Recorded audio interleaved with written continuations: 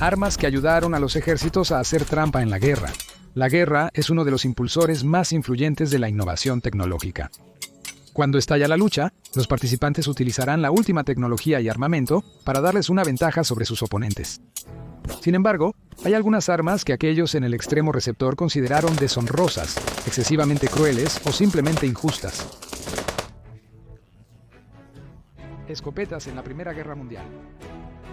En 1917, después de años de conflicto, las trincheras del Frente Occidental en la Primera Guerra Mundial encontraron un nuevo conjunto de combatientes que trajeron un arma no convencional a la lucha. Los recién llegados estadounidenses trajeron consigo escopetas, particularmente el modelo Winchester 1897. El arma fue inmensamente popular entre los soldados estadounidenses.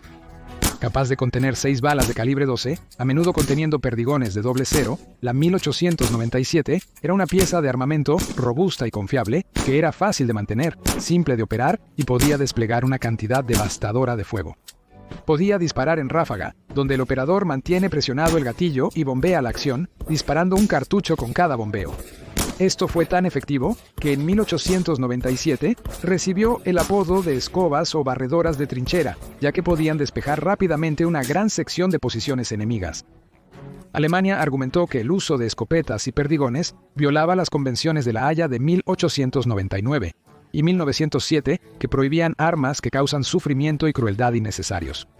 Además afirmaron que, como llevar una escopeta era un acto criminal, cualquier soldado estadounidense sorprendido portando una sería considerado un combatiente ilegal y sería debidamente ejecutado. La dirección estadounidense emitió una respuesta que indica que obviamente una escopeta está diseñada para matar y herir, aunque no más que un rifle o una ametralladora. Luego afirma que hay otros usos para las escopetas, como derribar palomas mensajeras y posiblemente granadas mientras aún están en el aire. La misiva luego señala la hipocresía de Alemania. Fueron la primera nación en utilizar gas venenoso, lanzallamas y bayonetas con filo en forma de sierra, armas que son posiblemente mucho más crueles que cualquier cantidad de perdigones.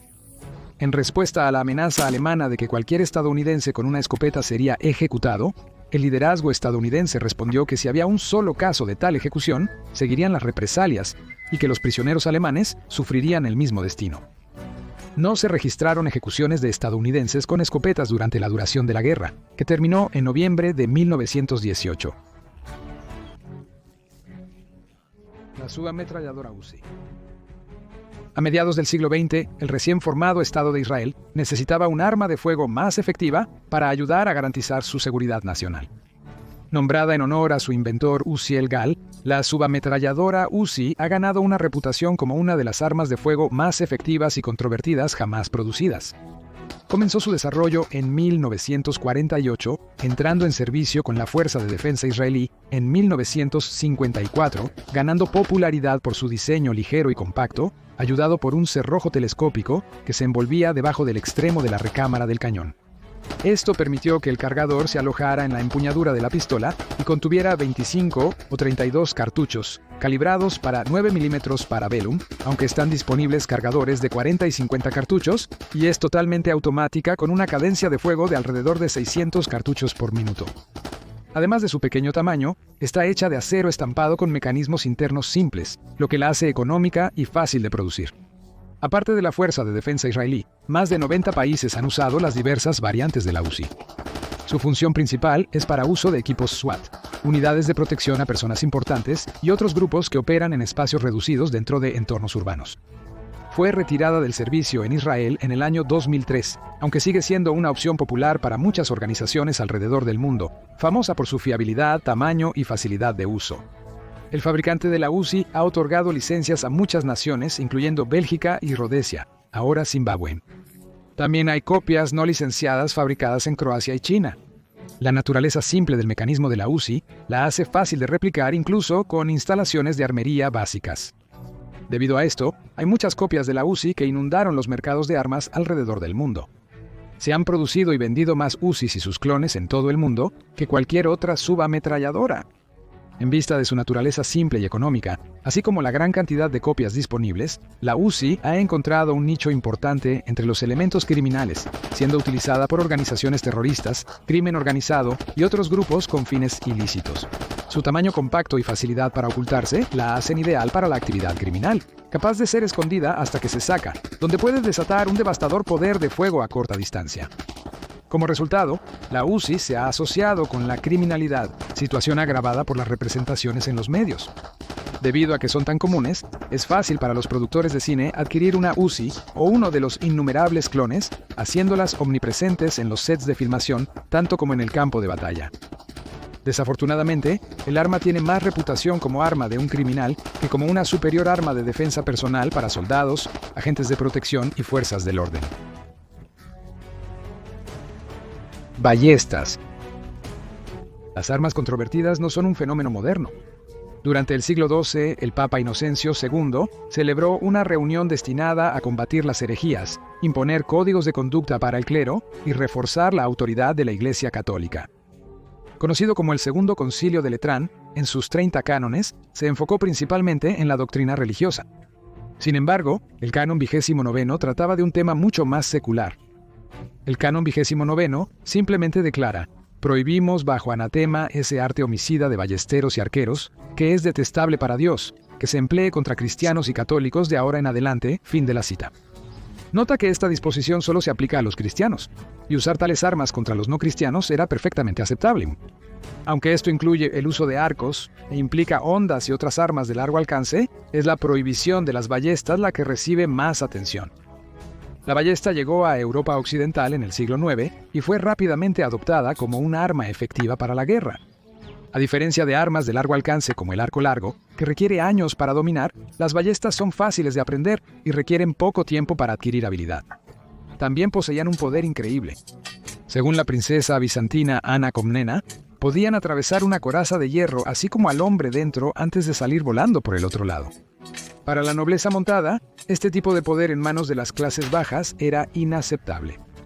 Hubo muchos intentos de prohibir las ballestas fuera del concilio de Letrán, incluyendo al emperador del Sacro Imperio Romano, Conrado III, quien lo prohibió dentro de sus reinos. A pesar de las restricciones legales, el uso de la ballesta floreció, y las prohibiciones tuvieron poco impacto en la guerra, siendo una constante en la tecnología militar hasta la edad de la pólvora. Rifle de aire Girardoni.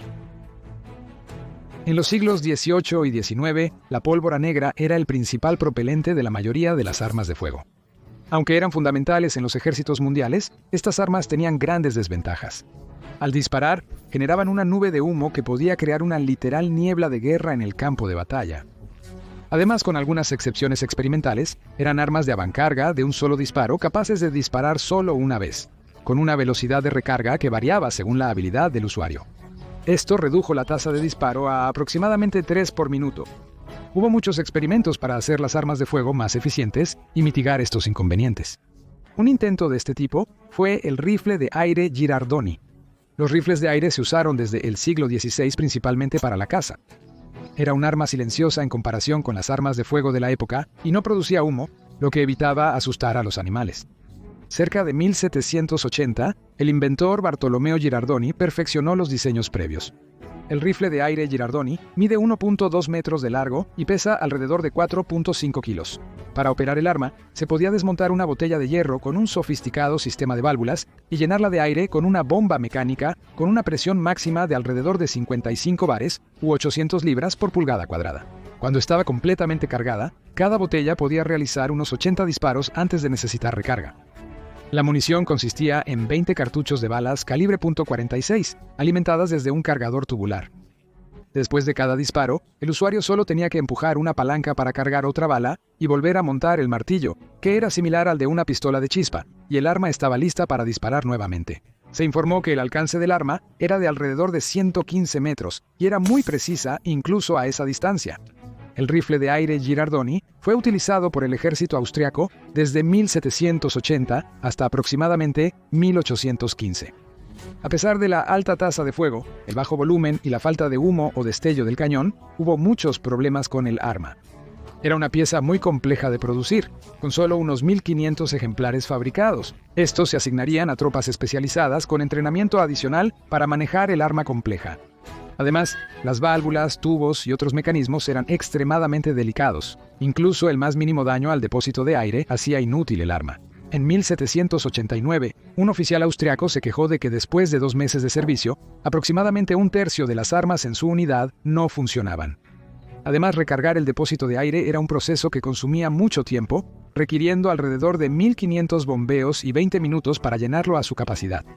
El rifle de aire Girardoni se utilizó en combate durante la Guerra Austro-Turca, que se libró entre 1787 y 1791. Hay controversia sobre si las fuerzas austriacas lo usaron durante las guerras napoleónicas. Algunos historiadores especulan que fue utilizado en que los franceses lo consideraban un arma de terror, ya que el bajo volumen y la falta de humo o destello de boca de fuego lo hacían ideal para eliminar a los oficiales franceses. También hubo informes de que Napoleón ordenó la ejecución de cualquier austriaco capturado con un rifle de aire, aunque esto es imposible de confirmar y probablemente sea solo un rumor. El rifle sería retirado de servicio alrededor de 1815 debido a su compleja fabricación y poca confiabilidad. Aunque nunca fue utilizado en servicio militar generalizado, civiles lo usaron como pieza de caza. En 1804, en la expedición de Lewis y Clark para explorar y mapear el nuevo territorio adquirido en los Estados Unidos, se llevó un rifle de aire Girardoni, tanto como un rifle de caza como para impresionar a las tribus nativas americanas que encontraron en el camino, aliviando tensiones y a menudo salvando vidas en lugar de quitarlas. Bayonetas con filo de sierra. La Primera Guerra Mundial es bien conocida por las armas modernas utilizadas a gran escala. Las ametralladoras, artillería, aeronaves y otros armamentos convirtieron el frente en una picadora de carne con bajas inauditas. Además de estas armas, había algo mucho más de baja tecnología que provocó protestas de aquellos que se encontraron con ella. Las bayonetas han estado en uso de una forma u otra desde el siglo XVII y fueron un pilar del combate a lo largo de la era de la pólvora. Incluso con las armas modernas de la Primera Guerra Mundial, la bayoneta seguía siendo una parte importante del equipo de un soldado. En los confines de las trincheras, la lucha se convirtió en un combate cuerpo a cuerpo que no estaría fuera de lugar en la Edad Media. Las bayonetas, usadas en el extremo de un rifle o como cuchillo en la mano, eran invaluables en estos combates. Todos los ejércitos entregaron algún tipo de bayoneta, aunque un diseño en particular se destacó por lo que se percibió como una crueldad innecesaria. Las bayonetas con filo de sierra fueron usadas por varios ejércitos a través del tiempo, no como arma, sino como herramienta. La hoja de sierra se usaba para cortar madera, con una función meramente utilitaria. Este tipo de hoja nunca logró una emisión masiva, y dependiendo del ejército, se veía más como una novedad o como un símbolo de estatus para unidades o rangos selectos. Durante la Primera Guerra Mundial, el ejército alemán fue el que más utilizó bayonetas con filo de sierra, incluyendo un modelo de 1905, diseñado para unidades pioneras y ferroviarias, aunque también se distribuyeron a otras. Su uso generó protestas inmediatas de las potencias de la Entente. Se creía que tal arma creaba sufrimiento innecesario, ya que los filos de sierra pueden desgarrar y rasgar la carne de la víctima al ser retirada. 50 años antes, el presidente de Estados Unidos, Ulysses S. Grant, estaba disgustado por el uso de hojas cerradas, declarando que producen sufrimiento creciente sin ventaja para quienes las usan. En contraste, una bayoneta de hoja recta es capaz de sacar a un hombre de acción sin causar sufrimiento innecesario. Tras las protestas de las potencias de la Entente sobre su uso, las bayonetas con filo de sierra fueron retiradas del servicio del ejército alemán en 1917. Incluso antes de la prohibición oficial, muchos soldados alemanes se negaron a llevar el arma, temiendo que tenerla en su posesión llevaría a su ejecución si fueran capturados. Sin embargo, no fue hasta la Convención de Ginebra de 1949 cuando las bayonetas y cuchillos con filo de sierra fueron específicamente prohibidos para su uso en la guerra. La ametralladora Gatling. La Guerra Civil estadounidense a menudo se considera un tiempo de transición entre los primeros días de la Guerra de Pólvora y la era moderna. Un arma que ejemplifica este cambio más que cualquier otra fue la introducción de la ametralladora Gatling, una de las primeras ametralladoras que ayudó a inaugurar una era de guerra industrial. Inventada en 1862 por Richard Jordan Gatling, el arma tenía un conjunto de entre 6 y 10 cañones alrededor de un eje central. Los cañones, operados manualmente por una manivela, disparaban al alcanzar la cima de su rotación. La munición en forma de cartuchos metálicos recién desarrollados se alimentaría desde un cargador desmontable montado en la parte superior. Se alimentaría por gravedad. Siempre que el arma no se atascara, era capaz de disparar alrededor de 200 cartuchos por minuto, una cantidad de fuego sin precedentes para mediados del siglo XIX. Aunque técnicamente no es un arma automática, ayudaría a introducir armamento avanzado que causaría tanta carnicería en los siglos posteriores. Irónicamente, Gatling creía que tal arma en realidad reduciría las bajas, ya que pensaba que ningún soldado se enfrentaría voluntariamente a tal arma. La ametralladora Gatling fue adoptada rápidamente por las fuerzas de la Unión durante la Guerra Civil y posteriormente por el ejército estadounidense y otras potencias coloniales europeas. Varias de ellas también fueron utilizadas por las fuerzas del orden para sofocar disturbios y otros desórdenes civiles. También se usaron en huelgas laborales a fines del siglo XIX. Rara vez se disparaban realmente en estas situaciones. Su mera presencia era un disuasivo contra los huelguistas. La ametralladora Gatling ha ganado una reputación como símbolo de colonialismo, racismo y opresión debido a su uso en la frontera de Estados Unidos contra las tribus nativas americanas y por las potencias europeas contra los sujetos colonizados. A finales del siglo XIX y principios del siglo XX, se desplegaron para suprimir a las poblaciones indígenas en los Estados Unidos, usándose extensamente contra los Cheyennes en 1874 y jugando un papel importante en la supresión de los Nez Percé bajo el jefe Joseph en 1877.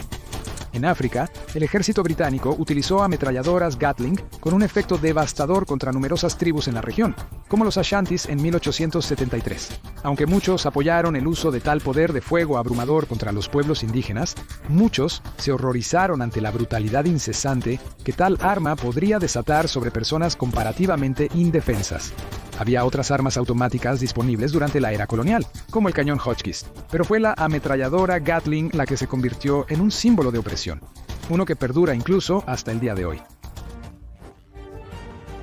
Tommy Guns. Una de las armas estadounidenses más icónicas jamás producidas fue el subfusil Thompson, mejor conocido como la Tommy Gun. Fue diseñado por el brigadier general John T. Thompson. El subfusil fue diseñado para las trincheras de la Primera Guerra Mundial, donde su increíble potencia de fuego y tamaño compacto la hacían ideal para el combate cuerpo a cuerpo. Calibrada para cartuchos .45 ACP, la Thompson era totalmente automática, y su creador fue el primero en acuñar el término subfusil para describir un arma de fuego automática cargada con balas de pistola. La Thompson tenía una cadencia de disparo entre 600 y 900 disparos por minuto, dependiendo del modelo, y se alimentaba de cargadores de 20 o 30 cartuchos o del icónico cargador de tambor de 100 cartuchos, aunque los modelos posteriores no podían acomodar esta capacidad extendida de munición. Aunque las pruebas iniciales de la Tommy Gun, proféticamente llamada Annihilator One, fueron prometedoras. La guerra terminó antes de su adopción en el servicio militar de Estados Unidos, aunque algunas fueron adquiridas por el Cuerpo de Marines, el Servicio de Inspección Postal y otras agencias de aplicación de la ley y clientes internacionales. En los años 20, la Thompson se puso a disposición de los civiles. La única restricción era su elevado precio de $200, aproximadamente $3,000 en valor actual. Con un mercado tan limitado, la Thompson podría haber sido relegada a una novedad hasta la aprobación de la ley seca. La prohibición del alcohol en Estados Unidos provocó el auge del crimen organizado. El contrabando y la distribución de alcohol se convirtió en un gran negocio, con bandas rivales compitiendo por el control del lucrativo comercio ilegal de licor. Fue aquí donde la Thompson se volvería infame. Con gran parte de la actividad de contrabando de alcohol ocurriendo en Chicago, el arma ganó muchos apodos, incluyendo la máquina de escribir de Chicago y el molinillo de órganos de Chicago. Las Thompson también se usaron en la masacre del día de San Valentín, donde la banda de Al Capone mató a tiros a 7 criminales rivales.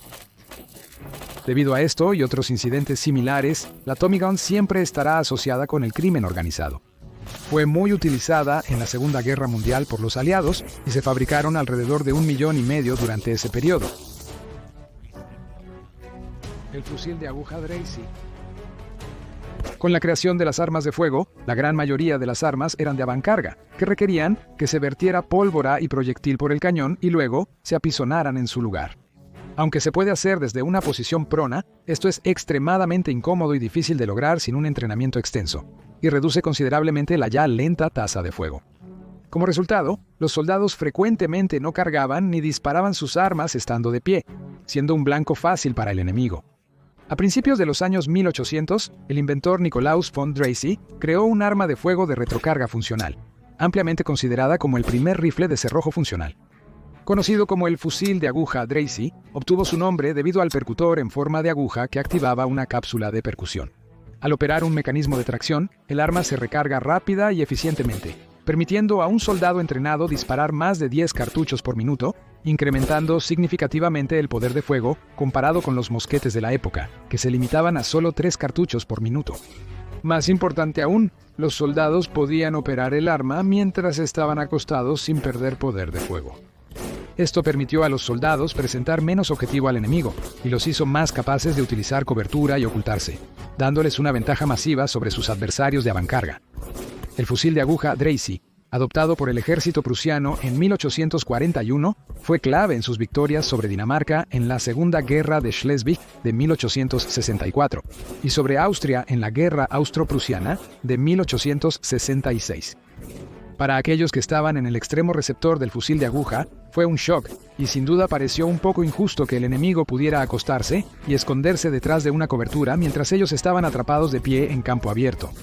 Con esta nueva arma, la era del mosquete estaba llegando a su fin, reemplazada por estos diseños de armas de fuego mucho más eficientes.